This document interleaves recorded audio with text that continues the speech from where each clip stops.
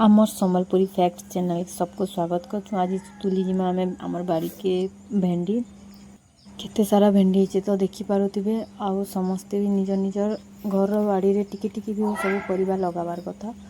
आउ फ्रेश भी मिली जाएसी। आउ रंधा रुंधी कले भी टेस्ट लागसी। तो चलू नहीं करी जिमा किछि भेणी बहुत सारा बाहरी वाला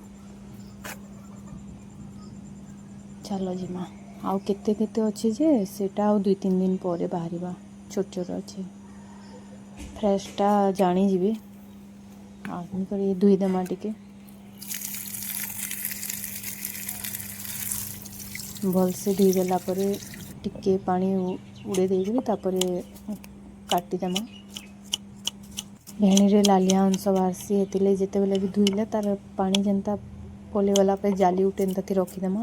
पानी पुणा पले गला पर धोईदेले भलसी काटिदेमा।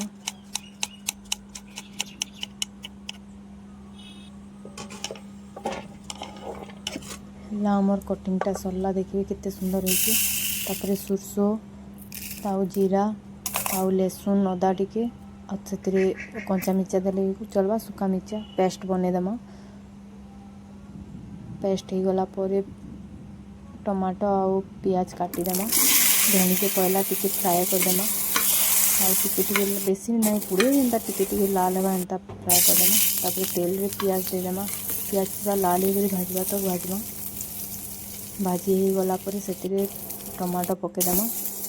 आमर मसला रे तो आम हल्दी जीरा सब पकईदेनु तो खाली नून पकामा और तार छड़ा किसी ना। सुरसो के बेसी भाजिले पिता लगसी हेतिले हल्का ये कर दे कर पानी पकेदेमा और नून देदेमा। आउ जेन आम भेणीटा भाजी के रखीदेनु सेटा के पकेदेमा। आउ जदि हेबा बोले आमूल टिके पकेदेबे भल लागसी। आउ भेणी भी पकेदे फुटेदेमा भल से सिझवा तो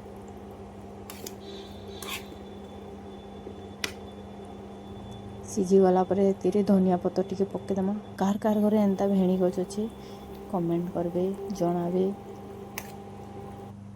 रेडी गला खाइबार लगी भात आउ भेंडी तरकारी खटा।